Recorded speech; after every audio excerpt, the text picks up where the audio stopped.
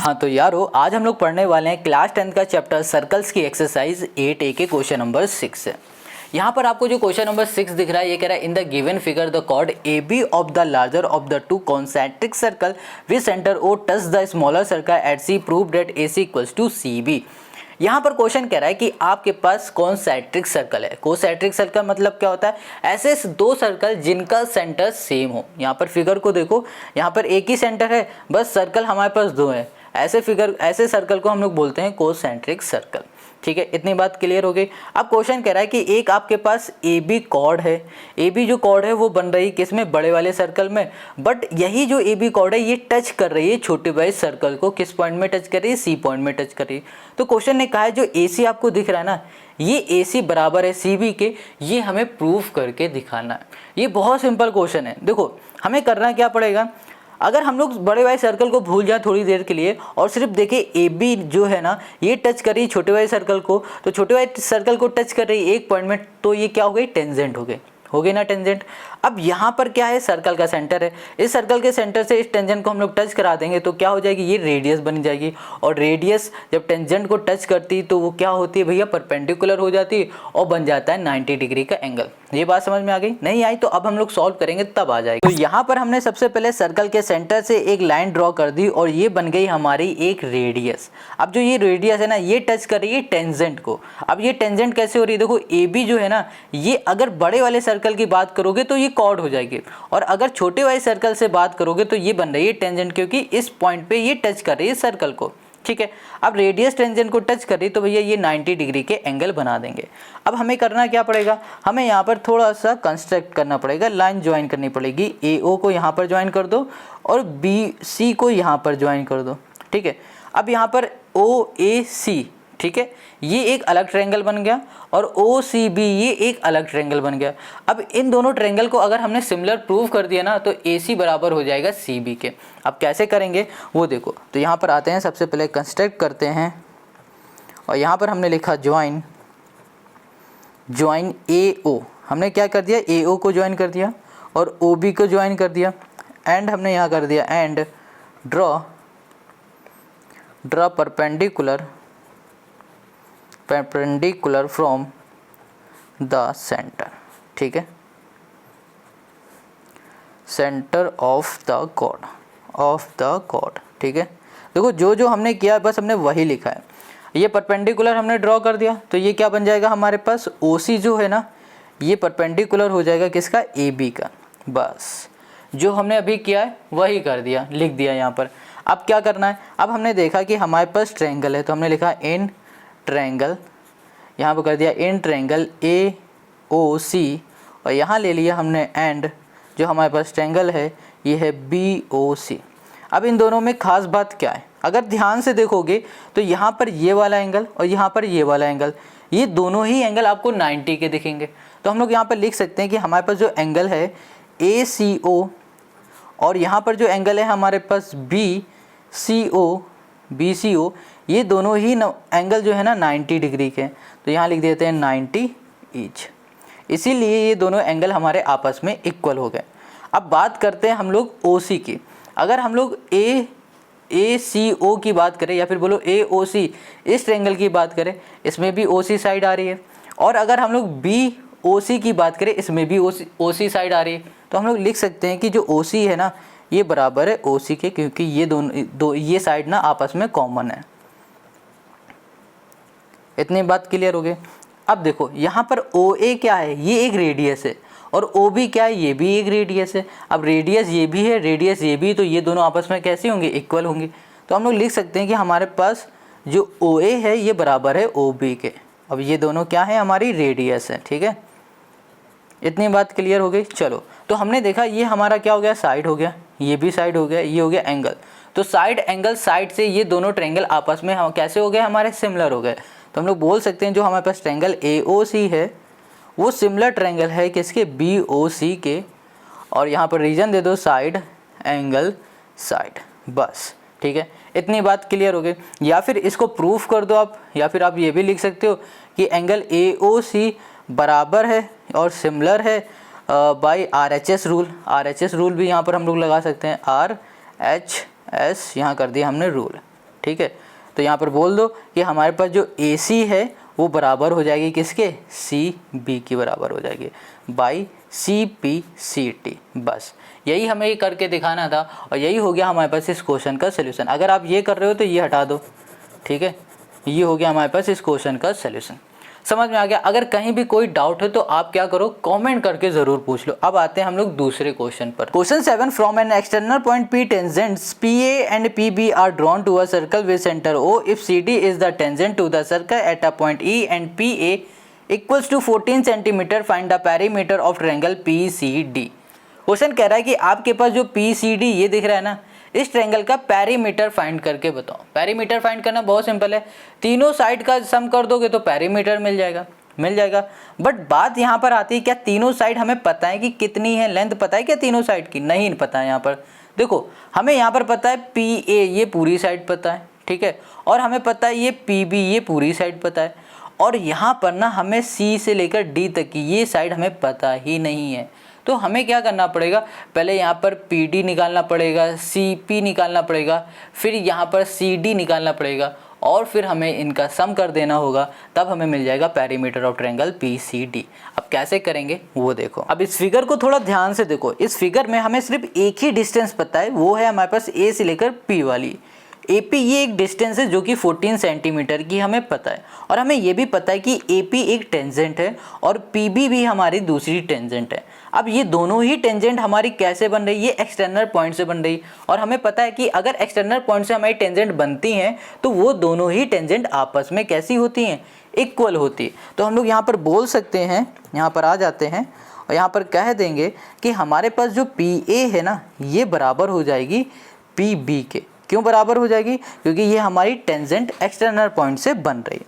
इतनी बात क्लियर है। अब ये दोनों ही हमारी हो जाएंगी 14 सेंटीमीटर की हो जाएगी। ये 14 की है तो ये भी 14 की हो जाएगी, क्योंकि ये दोनों आपस में इक्वल हैं।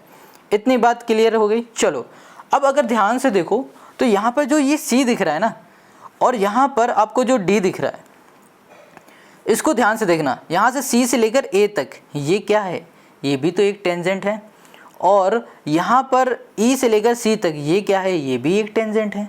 वैसे ही E से लेकर D तक ये भी तो एक टेंजेंट है, और D से लेकर B तक ये भी एक टेंजेंट है। अगर इस D पॉइंट को देखो तो क्या हो रहा है कि ये D पॉइंट से हमारी ये दोनों टेंजेंट बन रही, तो इसका मतलब क्या हो रही है, ये टेंजेंट बराबर है इसके।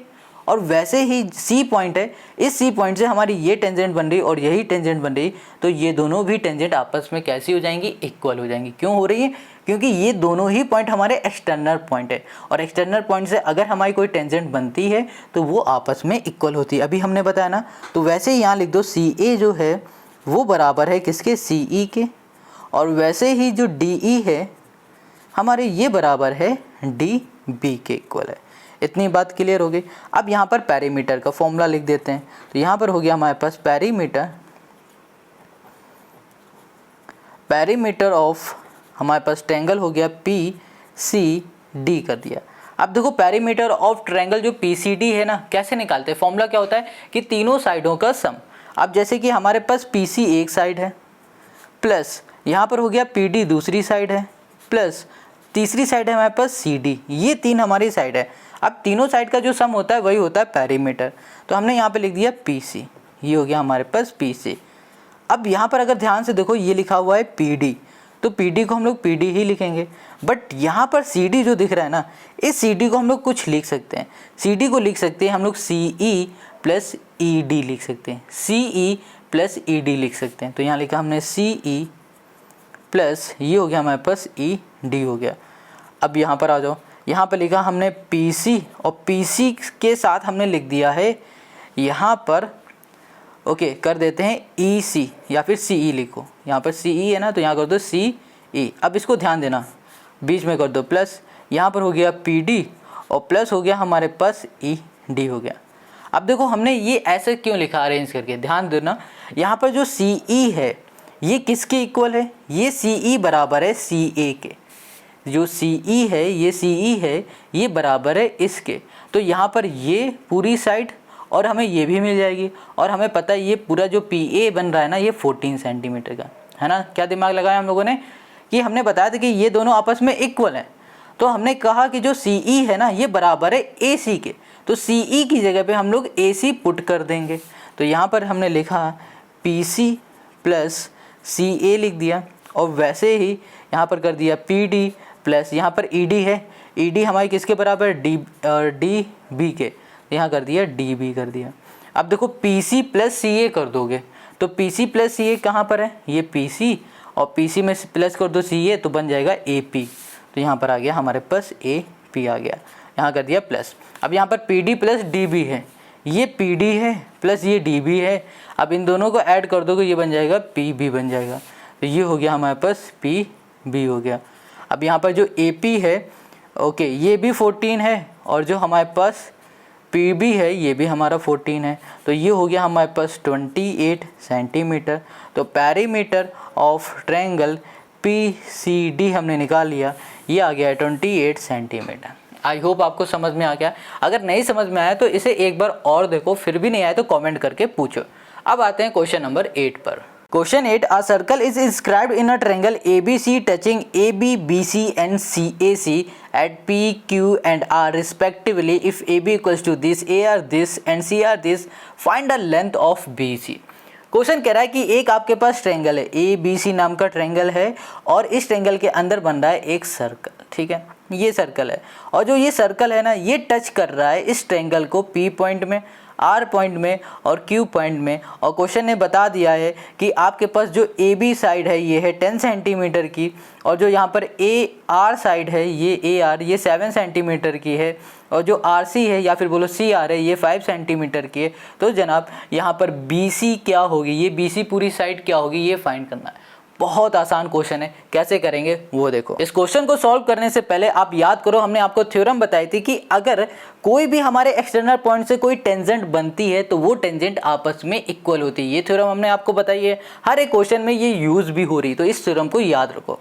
अब कहोगे इसका क्या यूज है यहाँ पर, इसी से तो क्वेश्चन सॉल्व होगा। देखो हमें ये साइड पता है, ये साइड पता है, ये साइड पता है, हमें ये पूरी फाइंड करनी। कैसे करेंगे, बहुत सिंपल है। हम कहेंगे कि भैया हमारे पास जो B है ये हो रही है, बन रहा है, एक्सटर्नल पॉइंट है, ये B हमारा एक्सटर्नल पॉइंट है, और इस एक्सटर्नल पॉइंट से हमारी टेंजेंट बन रही जो कि है PQ, और एक और टेंजेंट बन रही ये PB, और ये दोनों ही टेंजेंट आपस में इक्वल हो जाएगी। क्यों, ये थ्योरम कहती है कि अगर एक्सटर्नल पॉइंट से हमारी टेंजेंट बनती हैं तो वो टेंजेंट हमारी इक्वल होती है आपस में। वैसे ही ये C हमारा क्या है, एक्सटर्नल पॉइंट है, और इस एक्सटर्नल पॉइंट से हमारी ये वाली टेंजेंट बन रही है RC, और यहाँ पर CQ, तो ये दोनों ही टेंजेंट आपस में कैसी होंगी, इक्वल होंगी। और वैसे ही हमारे पास जो ट्रायंगल A है, ये जो ये जो हमारे पास एक्सटर्नल पॉइंट है, और इस एक्सटर्नल से पॉइंट से भी हमारी ये टेंजेंट बन रही है, तो ये दोनों टेंजेंट भी आपस में इक्वल होंगी। तो यहाँ पर हम जल्दी से थ्योरम लिख देते हैं कि जो हमारी थ्योरम है, सॉल्यूशन पे आते हैं और लिख देते हैं the length of the tangent drawn from an external point to a circle are equal, ठीक है। अब देखो अगर हम लोग बात करते हैं इस पॉइंट की, ठीक है, ये कौन सा पॉइंट है, CQ है, और यहाँ पर है क्या हमारे पास CR है, तो हम लोग बोल सकते हैं जो CQ है ये बराबर हो जाएगा CR के। तो CQ हमारे पास क्या है पता नहीं है, CQ या फिर बोलो QC क्या है पता नहीं है, बट जो CR है ये 5 है, तो यहाँ लिख दिया 5। तो हमें ये पता चल गया ये हो गई हमारे पास 5 सेंटीमीटर, ठीक है, ये हमें पता चल गया ना। अब हमें बस ये निकालना है BQ। अब ये BQ कैसे निकालोगे, देखो हमें यहाँ पता है कि जो हमारे पास AP है ये एक टेंजेंट है, और ये एक्सटर्नल पॉइंट से बन रही है, और वैसे ही हमारे पास AR ये भी एक हमारी टेंजेंट है, ये भी एक्सटर्नल पॉइंट से बन रही, सेम पॉइंट से बन रही, तो ये दोनों आपस में इक्वल हो जाएंगे। तो हम लोग लिखेंगे हमारे पास जो AP है ये बराबर है AR के, ठीक है, और यहाँ लिख दिया हमने AP इक्वल्स टू कर दिया हमने 7, तो हमें AP पता चल गया है यहाँ पर 7 है। अब देखो ये 7 है, ठीक है, अगर हमने ये फाइंड कर लिया ना तो ये अपने आप फाइंड हो जाएगा, क्योंकि ये दोनों टेंजेंट आपस में इक्वल हैं, तो हमें ये पूरी साइड पता है और ये पता है। अब इसमें ये माइनस कर दोगे ना तो आपको ये मिल जाएगा। तो हम यहाँ लिखेंगे कि हमारे पास जो AB है ये बन कैसे रही है, इस पूरी ए बी साइड को देखो, ये ए बी साइड है ना, ये कैसे बनेगी, जब पी ए में हम ऐड कर देंगे पी बी, तो यहाँ लिखा हमने पी ए प्लस कर दिया हमने पी बी कर दिया। अब जो पी ए है वो 7 है, प्लस कर दिया हमने पी बी, और यहाँ पर ए बी हमारे पास 10 है, यहाँ लिख दिया 10 माइनस 7 इक्वल्स टू कर दिया हमने पी बी कर दिया। ये हो गया हमारे पास 3 इक्वल्स टू हो गया पी बी हो गया। इतनी बात क्लियर हो गई। तो जो ये पी बी है ये हमको 3 मिल चुका है, और यहाँ पर ए पी हमें 7 मिल गया, पी बी ये 3 है, ये 7 है। अब हमने क्या बताया था, ये दोनों आपस में इक्वल हो जाएंगे, तो यहाँ पर लिख सकते हैं जो हमारे पास बी पी है ये बराबर है बी क्यू से, और यहाँ पर पी बी बोलो या फिर बी पी बोलो एक ही बात है। ये है हमारे पास 3 और ये हो गई बी क्यू। तो बी क्यू हमें 3 मिल गया, और हमने यहाँ पर निकाल लिया था क्यू सी, ये मिल गया हमें 5। हमें फाइंड क्या करना है, ये पूरा बी सी फाइंड करना है, और बी सी बन कैसे रहा है, B Q plus Q C से। तो हम लोग यहाँ लिखेंगे बी सी इक्वल्स टू हो गया हमारे पास बी क्यू प्लस हमने कर दिया क्यू सी से। अब बी क्यू हमें पता है ये 3 है और क्यू सी हमें पता है ये 5 है, तो बी सी जो है ना वो मिल गया हमें 8। यही हो गया हमारे पास इस क्वेश्चन का सल्यूशन। तो यहाँ पर हो गया 8 सेंटीमीटर, बी सी हमें मिल गया 8 सेंटीमीटर। आई होप आपको समझ में आ गया। अगर कहीं कोई डाउट हो तो कमेंट करके पूछो। अब आते हैं नेक्स्ट क्वेश्चन पर। Question 9, in the given figure a circle touch all the 4 side of a quadrilateral A B C D whose 3 side are A B B C C D this and this, find A D. Question कह रहा है कि आपके पास ना जो ये A D जो side है ना ये फाइंड करके दिखाना है। यहाँ पर बताया गया है कि ए बी सी डी ये क्वाड्रिलेटरल है, और इस क्वाड्रिलेटरल की जो हमारे पास ए बी साइड है ये 6 है, बी सी है 7 और सी डी है 4। तो भैया ए डी क्या है ये फाइंड करो। एक चीज़ यहाँ पर ध्यान देना, सर्कल है, सर्कल के बाद क्वाड्रिलेटरल है, और ये जो सर्कल है ना ये इस क्वाड्रिलेटरल की हर एक साइड को टच कर रहा है। इस साइड में यहाँ कर रहा है, इस साइड में यहाँ कर रहा है, इस साइड में यहाँ कर रहा है और इस साइड में यहाँ कर रहा है, बट इस बारे में कहीं भी क्वेश्चन में जिक्र तक नहीं है। तो हमें क्या करना पड़ेगा, यहाँ पर लेट करके मानना पड़ेगा कि भैया ये जो सर्कल है ये टच कर रहा है इस साइड में किसी पॉइंट में, मान लो एस हो गया, ये पी हो गया, ये क्यू हो गया, ये आर हो गया, ऐसे करना पड़ेगा। देखो यहाँ पर जो क्वेश्चन नंबर 9 है ना ये बिल्कुल सॉल्व होने वाला है क्वेश्चन नंबर 8 की ही तरह होगा, बट थोड़ा सा डिफरेंस होगा। अब क्या डिफरेंस है वो देखो। अब यहाँ पर ना जो भी गिवन था वो लिखा हुआ है और जो फाइंड करना था वो भी लिख लिया है।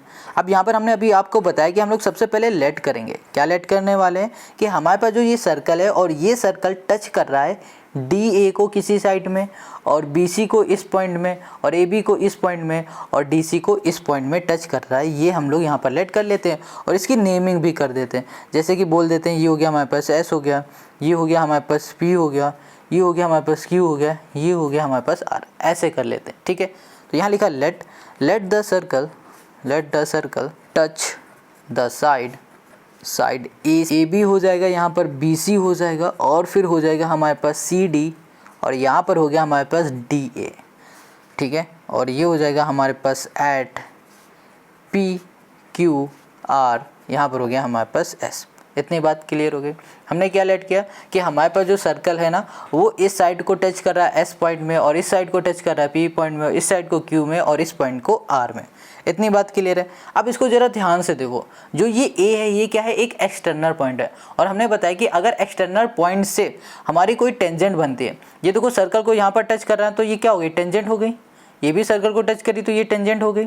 अब इस एक्सटर्नल पॉइंट से हमारी टेंजेंट बन रही तो ये टेंजेंट आपस में इक्वल होंगी, वैसे ही ये भी आपस में इक्वल होगी, वैसे ही ये भी आपस में इक्वल होगी, ये भी आपस में इक्वल होगी अकॉर्डिंग टू थ्योरम। इतनी बात क्लियर है। अब यहाँ पर थ्योरम लिख के तो नहीं बताएंगे, अगर आपको लिखना तो लिख देना, the length of the tangent drawn from an external point to a circle are equal. इतनी बात क्लियर है। चलो तो हम यहाँ पर डायरेक्ट कर देते हैं कि जो हमारा ए पी हो गया ना ये बराबर हो गया हमारे पास ए एस के, और ऐसे ही हम लिख देंगे जो बी पी है हमारे पास ये बराबर हो जाएगा बी क्यू के, और ऐसे कर देंगे सी क्यू जो है हमारे पास वो बराबर है सी आर के, और यहाँ लिख दिया हमने सी डी ये बराबर है हमारे पास डी एस के। इसे बोलो ये पहली इक्वेशन है, और इसे बोलो ये दूसरी है, इसे बोलो ये तीसरी है, और ये हो गई हमारे पास चौथी इक्वेशन। ठीक है, इतनी बात क्लियर है। अब इन्हीं चारों को क्या कर दो, ऐड कर दो। जहाँ लिखा हमने adding first second third and fourth, इन चारों को हमने ऐड कर दिया। तो देखो यहाँ पर आ गया हमारे पास ए पी कर दिया, प्लस हमने कर दिया बी पी कर दिया, प्लस हमने कर दिया सी क्यू कर दिया, प्लस हमने कर दिया यहाँ पर सी क्यू है ना, एक मिनट सी क्यू, ठीक है, और यहाँ कर दिया हमने सी डी कहाँ से आ गया, एक सेकंड, सी डी नहीं होगा यहाँ पर, सी आर है, ठीक है, और ये होगा डी एस, एक सेकंड हमने यहाँ गलत कर दिया, ये होगा हमारे पास डी एस होगा और ये होगा हमारे पास डी आर होगा, यहाँ पर होगा हमारे पास सी क्यू और ये हो गया हमारे पास डी आर इक्वल्स टू, यहाँ पर हो जाएगा हमारे पास ए एस हो गया, ठीक है, और यहाँ पर कर दिया प्लस हमने यहाँ पर कर दिया B Q plus C R, ये है सी आर, ठीक है, सी क्यू बराबर था सी आर के, तो ये हो गया हमारे पास सी आर, और यहाँ पर हो गया हमारे पास, यहाँ पर ना एक काम करेंगे, जो ये सी आर है इसको इधर कर देते हैं और यहाँ पर सी क्यू है इसको इधर कर देते हैं, तब हमारा ये काम बनेगा। तो यहाँ पर आ जाएगा हमारे पास सी आर और ये हो जाएगा हमारे पास सी क्यू हो गया, ठीक है, ये सी क्यू हो गया, प्लस आ जाएगा हमारे पास डी एस। अब ये हम ऐसा क्यों कर रहे हैं, ये अभी आपको सब कुछ बताते हैं। देखो यहाँ पर लिखा हुआ है A P plus B P और यहाँ पर है C R plus D R, है ना, यहाँ लिख दो पहले ऐसे ही, बिल्कुल सेम यही लिख दो, ए पी प्लस यहाँ कर दिया बी पी, एक ब्रैकेट में कर दिया, प्लस यहाँ हो गया हमारे पास सी आर प्लस हो गया डी आर। अब इक्वल्स टू कर दो, यहाँ पर ए एस है तो यहाँ कर दिया हमने ए एस कर दिया, ए एस, ठीक है, इसके प्लस में आ जाएगा हमारे पास डी एस। अभी देखते जाओ, फिगर को देखते जाओ और इसको देखते जाओ, आपको समझ में आ जाएगा। यहाँ पर हमने कर दिया बी क्यू और प्लस कर दिया हमने सी क्यू कर दिया। अब देखो बी क्यू और सी क्यू है कहाँ पर, ये देखो, ये हो गया हमारे पास बी क्यू, ये हो गया सी क्यू, ये पूरी क्या बन गई हमारे पास बी सी बन गई। तो इसकी जगह पे हम लोग क्या लिख सकते हैं, बी सी लिख दिया, हो गया हमारा काम। अब ए एस और डी एस है, यहाँ पर हो गया हमारे पास ए एस और यहाँ पर हो गया हमारे पास डी एस, ये पूरी क्या बन गई, ए डी बन गई। तो हमने यहाँ पे लिख दिया ए, ये हो गया हमारे पास डी हो गया। इतनी बात क्लियर हो गई। अब A P plus B P, ये ए पी है ये बी पी है, इसको ऐड करोगे तो ए बी बन जाएगा, तो यहाँ पर हो गया हमारे पास ए बी। और वैसे ही यहाँ पर आपके पास है C R plus D R, तो यहाँ पर इसको ऐड कर दोगे ये बन जाएगा डी सी बन जाएगा। अब ए बी की वैल्यू आपको पता है ये 6 है और यहाँ पर हमें सी डी की वैल्यू पता है ये 4 है, इक्वल्स टू ए डी हमें पता नहीं तो ए डी को ए डी लिखते हैं, प्लस बी सी हमें पता है ये कितना है, ये 7, तो ये 7 हो गया, ये हो गया 6 4 10 हो गया, ये 7 प्लस का इधर आ जाएगा माइनस का, यहाँ पर हो गया हमारे पास ए डी और इसको सॉल्व करोगे तो ये हो गया 3 इक्वल्स टू हो गया हमारे पास ए डी। तो ए डी हमें मिल गया है 3 और यहाँ पर लिख देंगे 3 सेंटीमीटर। हमें यही फाइंड करना था और यही हो गया हमारे पास इस क्वेश्चन का सलूशन। आई होप आपको समझ में आ गया और आपको ये भी समझ में आ गया होगा हमने यहाँ पर सी आर और क्यू आर क्यों बदल दिया। अगर हमने उल्टा लिखा होता ना तो यहाँ पर हमारा ऐड हो ना पाता और ये बन भी ना पाता, कुछ इस तरीके से।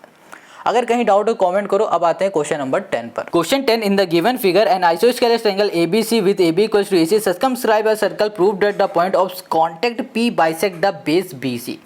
क्वेश्चन कह रहा है कि आपके पास एक जो ट्रायंगल है, इस ट्रायंगल के अंदर बन रहा है एक circle.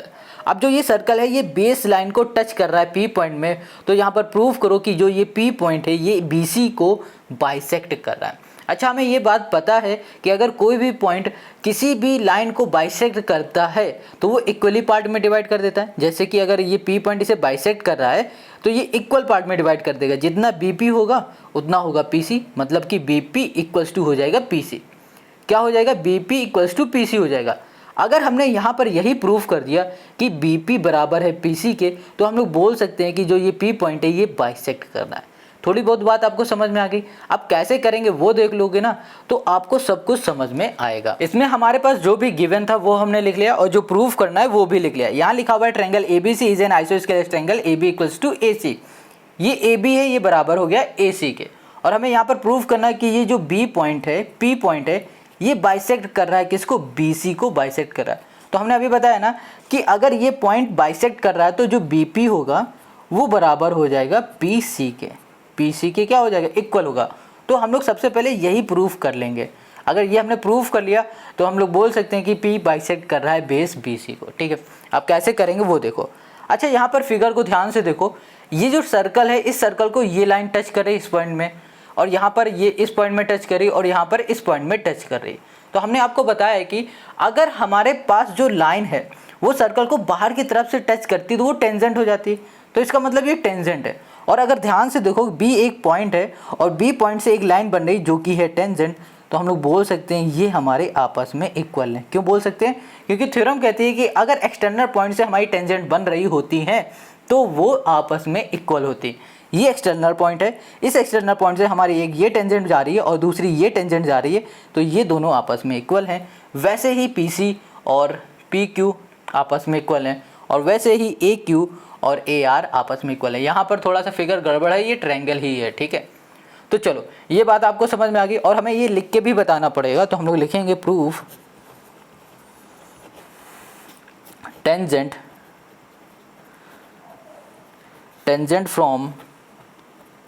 From external point are equal कर दिया, ठीक है, आर इक्वल। इतनी बात क्लियर है। तो हम लोग यहाँ पर बोल सकते हैं कि हमारे पास जो BR है ये बराबर है BP के, ये बोल सकते हैं ये BR है ये बराबर हो गया BP के। वैसे ही हम लोग बोल सकते हैं जो हमारे पास AR है ये भी इक्वल है AQ के, और ऐसे ही हम लोग बोल सकते हैं कि हमारे पास जो PC है ये बराबर है CQ के। इतनी बात क्लियर है। अब ये इक्वल क्यों हमने बताया ना, क्योंकि भैया एक्सटर्नल पॉइंट से हमारी टेंजेंट जा रही है, और जब भी एक्सटर्नल पॉइंट से टेंजेंट जाती है तो वो आपस में इक्वल होती है। ये समझ में आ गया? आगे आ जाओ। अब हम लोग ले लेते हैं, यहाँ पर लिखेंगे इन ट्रायंगल ABC। हमने ट्रायंगल ABC ले लिया है। अब देखो क्वेश्चन ने बताया कि AB जो हमारे पास इस ट्रायंगल में वो बराबर है किसके? AC के, ठीक है। यहाँ पर आ जाओ, जो ये AB है ये बराबर है AC में, AC के क्वेश्चन ने ये हमें बता दिया, वही हमने यहाँ पर लिख लिया है। अब देखो अगर AB की हम लोग बात करें तो AB बन कैसे रहा है? जब AR और BR को हमने ऐड किया तभी तो AB बनेगा। तो हम लोग यहाँ लिख सकते हैं कि AR प्लस हमने कर दिया यहाँ पर RB या फिर BR, बोलो एक ही बात है, इक्वल्स टू AC की बात करो। AC कैसे बनेगा? अगर हम लोग AQ में ऐड कर देंगे QC तभी तो AC बन जाएगा पूरा। तो हम लोग लिख सकते हैं AQ प्लस कर दिया हमने QC। अब यहाँ पर ना AR है, AR हमारा किसके बराबर है? AQ के बराबर है। तो AR की जगह पे हमने लिख दिया AQ प्लस यहाँ कर दिया हमने RB इक्वल्स टू कर दिया हमने AQ प्लस कर दिया हमने QC कर दिया। अब AQ से AQ हमारा कैंसिल हो गया, यहाँ लिख दिया हमने RB इक्वल्स टू हमने कर दिया Q, ये हो गया हमारे पास C। तो देखो RB बराबर हो गया QC के। RB हमारे पास कहाँ पर है? यहाँ पर है। अब हमने ये भी बताया था कि जो RB है ये इक्वल है BP के। तो RB की जगह पे हमने लिख दिया B, यहाँ कर दिया P इक्वल्स टू कर दिया हमने QC कर दिया।